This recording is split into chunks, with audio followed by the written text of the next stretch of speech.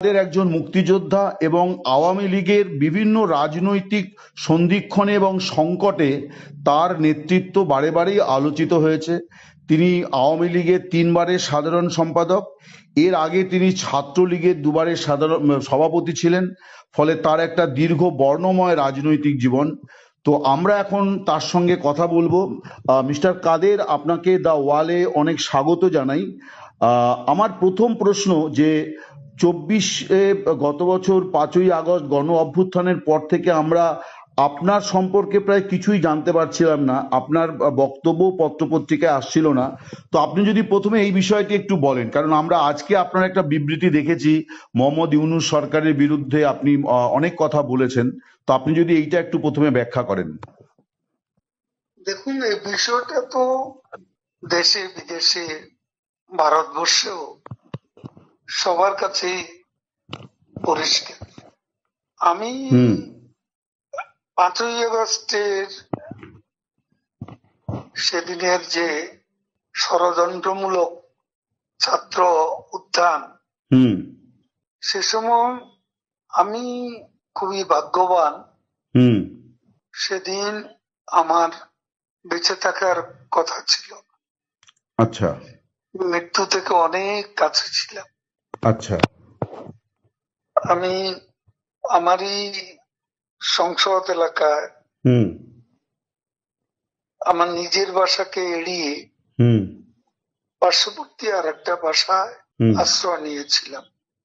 বেশ। তখন 4 দিক থেকে মিছিল আসছিল এবং এটা আসলে ছিল প্রধানমন্ত্রী গণভবন কেন্দ্রিক। এবং এটা আমরা অবাক হলাম যে সংসদ এলাকাতেও এটা ছড়িয়ে পড়ে এবং একটা লুটপাটের যে লুম্পেন স্টাইলের কতগুলো ঘটনা ঘটে এবং সেখানে বিভিন্ন ধরনের লোক আসে এবং এদের মধ্যে বেশিরভাগই মনে হয়েছে এটা কোন রাজনৈতিক অভ্যুত্থান, এটা লুটপাটের অভ্যুত্থান। না, একটা কথা জিজ্ঞাসা করি, সে তো আমরা তখন সেটা দেখলাম এবং মাননীয় প্রধানমন্ত্রীকেও যে বাসাতে ছিলাম তারা সে বাসাতেও হামলা করে। আচ্ছা। তারা জানতো না যে সেখানে আমি আছি। আচ্ছা। আমার বাসা তারা লুটপাট করেছে, কিন্তু যে বাসায় আমি গিয়ে আশ্রয় নিলাম সেখানে তারা হামলা করবে এটা আমি ভাবতাম। কিন্তু সেখানেও দেখলাম যে অনেক লোকজন ঢুকে পড়ে এবং তারা ভাঙচুর লুটপাট করতে থাকে।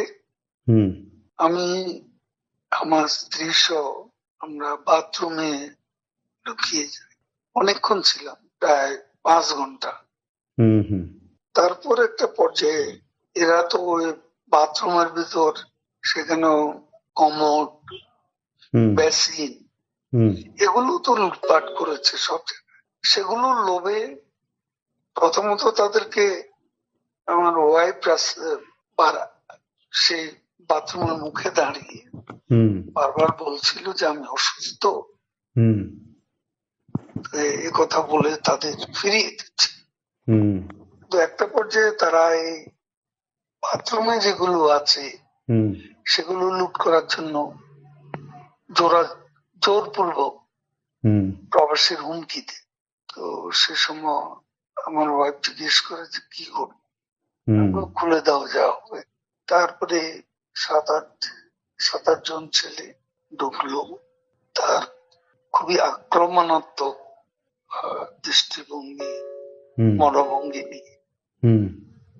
তখন হঠাৎ তারা আমার দিকে তাকায়, আমার দিকে তাকিয়ে আপনি নেত্রী চলে গেল, আপনি জাননি কেন? আমি কিছু বলছিলাম। তারপর এই ছেলেদের মধ্যে কি ভাবের উদয় হয়েছে জানি না, তারা আমাকে বলে আপনার ছবি তুলবো। তারপর আমার ছবি তুলতে শুরু করলো, সেলফি নিচ্ছিল, ছবি তুলছিল। এরা ছাত্ররা অনেকে আমাকে চেনে তো, হুম হুম কি কারণে তারা তখন আক্রমণাত্মক যে মনোভাবটা ছিল হুম সেটা নিমেষে হুম শীতল হয়ে গেল। আচ্ছা এরা ঠান্ডা মাজাজে তখন কথা বলছিল। আচ্ছা এদের মধ্যে আবার এক পর্যায়ে একটা গ্রুপ, তারা চেয়েছিল আমাকে হুম রাস্তায় সেনাবাহিনী হুম হাতে তুলে দিতে। কেউ কেউ আবার এটাও চেয়েছিল যে জনতার হাতে তুলে দিতে। হুম এটা অবশ্যই তখন একটা মানসিক ভাবে হুম ভেতরে ভেতরে হুম ভেঙে পড়েছিলাম। হুম এরপর এরা এদের একটা শার্ট, এদের ওই ব্যাজ, হুম লাল হুম পতাকা শোভিত হুম ব্যাজ লাগিয়ে আবার কালো একটা মুখে একটা মাস্ক হুম দিয়ে আমাকে আহ, হাঁটতে হাঁটতে হুম সংসদ এলাকা থেকে হুম বড় রাস্তা, গণভবন অভিমুখী হুম রাস্তা, ওখানে নিয়ে যায়। আচ্ছা ওখানে নিয়ে হঠাৎ করে কোত্থেকে একটা একটা ট্যাক্সি আসে, হুম একটা ইজি বাইক, হুম সেটা খালি ছিল। হুম ওখানে কোনো গাড়ি ঘোড়া কিছু ছিল না। হুম ওটা হঠাৎ করে কেন যেন এসে পড়ল। হুম হয়তো আমার ভাগ্য। এরা দুজনে আমাকে নিয়ে, আমার ওয়াইফকে নিয়ে ওটাতে উঠলো আর বলতে লাগলো, ওতে তো অসংখ্য মানুষ, হুম চেক আপ সব জায়গায়। এরা বলতে লাগলো যে আমাদের চাচা চাচি অসুস্থ, হুম হাসপাতালে নিচ্ছি, হুম ডিস্টার্ব করবে না। হুম এই করে করে নিয়ে গেল একটা অনেক দূরে একটা জায়গা। তো এটা হলো, ভাবতেও পারেনি ওরা যখন বাথরুমে ঢুকলো যে বেঁচে হুম থাক, হুম সে বেঁচে থাকাটাই সেদিন যে একটা পরম সৌভাগ্যের বিষয়। হুম আনএক্সপেক্টেডলি হুম বেঁচে গেছি, ইট মোস্ট ইম্পর্টেন্ট। সে সময় হুম এই ছেলেরা যে কোনো ভাবে আমাদেরকে আর্মির হাতে তুলে দিতে পারতো। মানুষের রাস্তায় অসংখ্য মানুষ, হুম সেখানে অনেকেই তো আছে আমাদের অপোজিশন, হুম মেরে ফেলতে পারতো।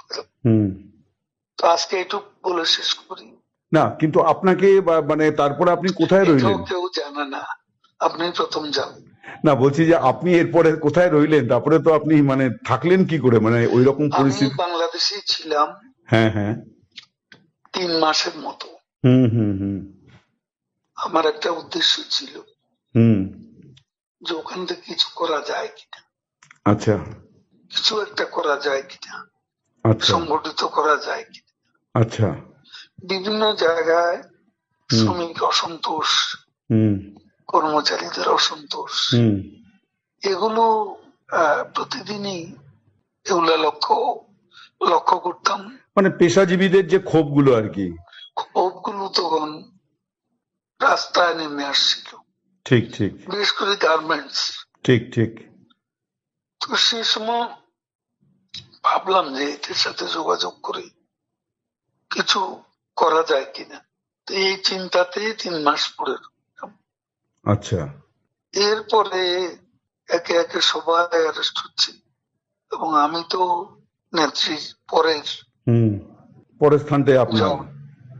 আমার বিরুদ্ধে তখনই 212টা খুনের মামলার হুম আমি আসামি হয়ে গেছি।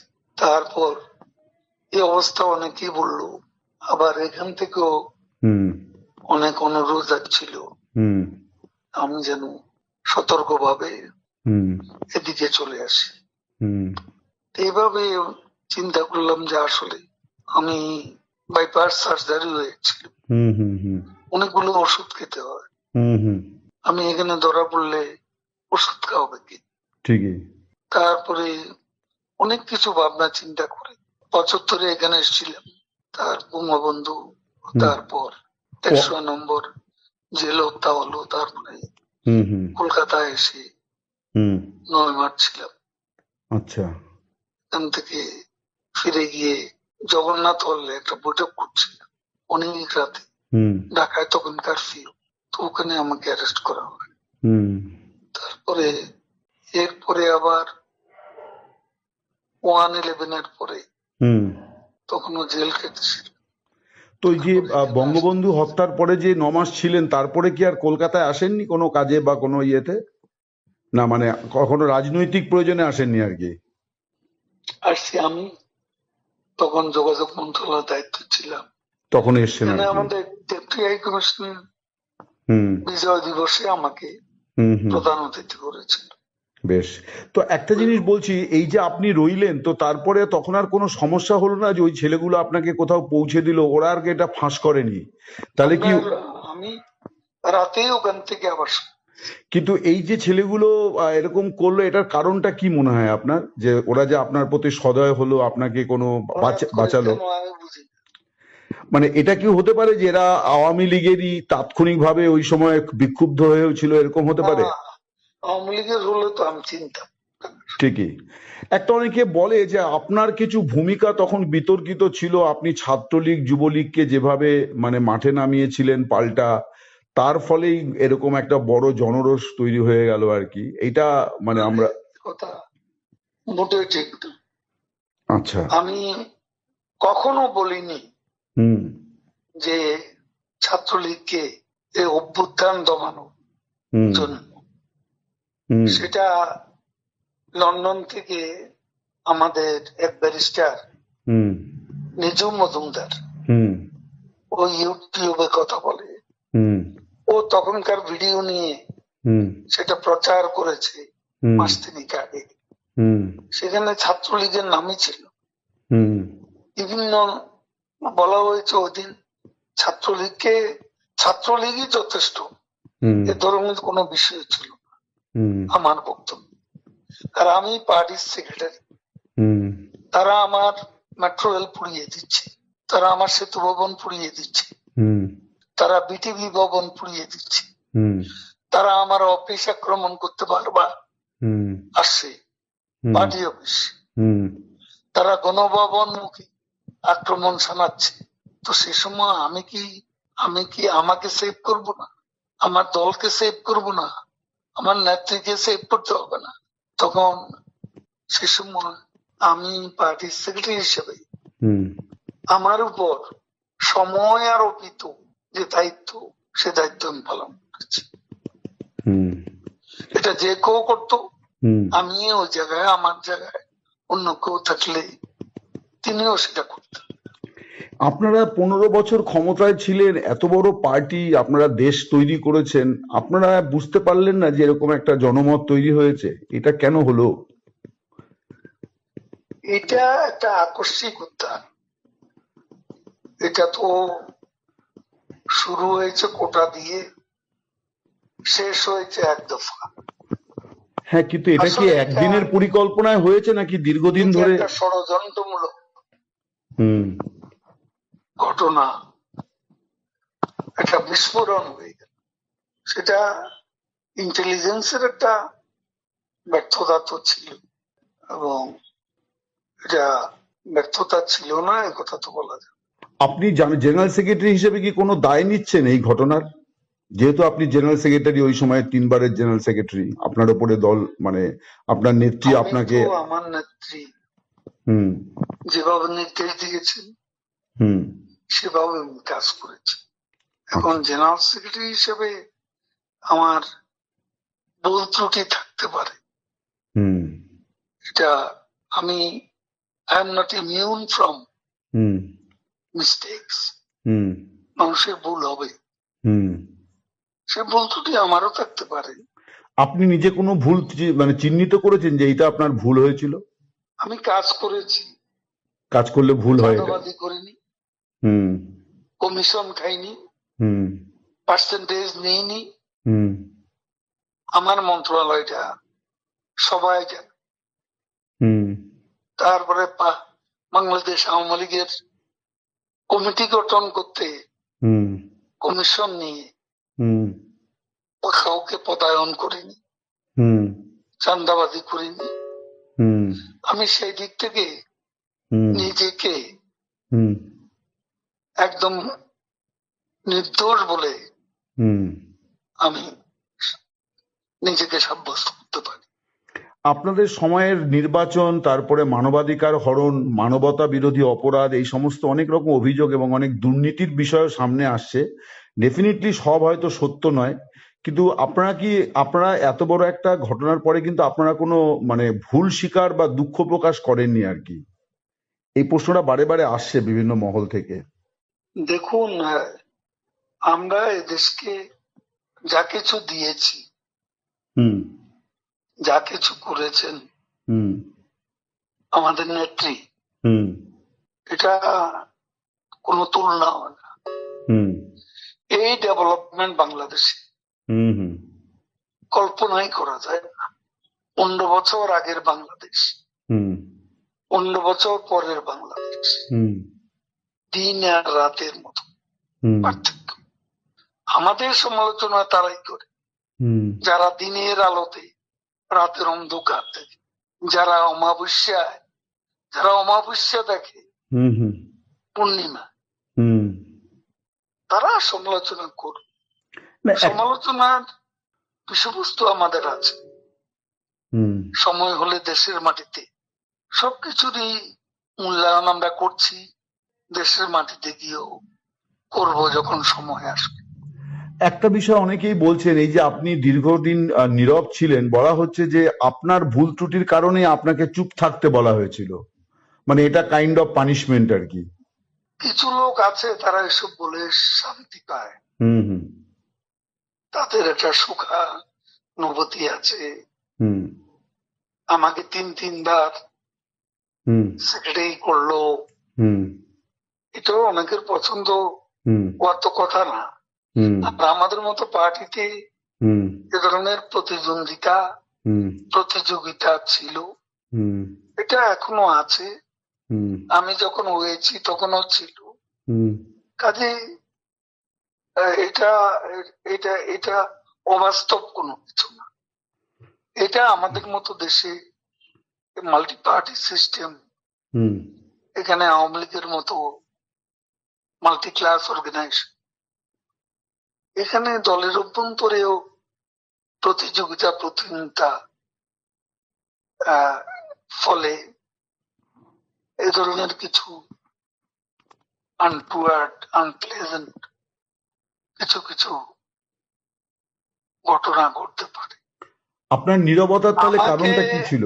হ্যাঁ। আমাকে প্রধানমন্ত্রী নিজেই খুঁজেছেন এবং উনি সবচেয়ে বেশি ওয়ারিড ছিলেন হুম আমার অসুস্থতার জন্য।